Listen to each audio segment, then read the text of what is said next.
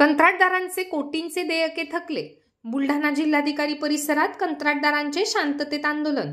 सांगली जिल्ह्यातील वाळवा तालुक्यातील तांदुळवाडी येथील सरकारी कंत्राटदार हर्षल पाटील यांनी गळ्याला दोरी लावून आत्महत्या केल्यानंतर कंत्राटदारांच्या प्रलंबित देयकांचा प्रश्न पुन्हा एकदा उपस्थित झाला आहे। गेल्या 2 वर्षांपासून कंत्राटदारांची कोट्यावधी रुपयांची बिलं दिली जात नसल्याने कंत्राटदार संघटना आणि कंत्राटदार आक्रमक झाले आहेत।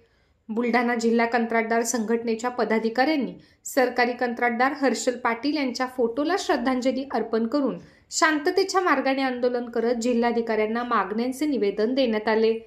यावेळी सरकारकडून प्रलंबित देयके देण्याची प्रमुख मागणी बुलढाणा जिल्हा कंत्राटदार संघटनेच्या पदाधिकाऱ्यांनी केली। महाराष्ट्र राज्यात संपूर्ण महाराष्ट्र राज्यातली जलजीवन, इरिगेशन, PWD या सर्वांची मिळून जवळ 90,000 कोटी रुपये शासनाकडे थकीत आहेत कंत्राटदारांचे आणि ते 2 वर्षापासून अगदी थोड्या म्हणजे 5%, 2%, 3% असे पैसे मिळत आहेत क्वार्टरली।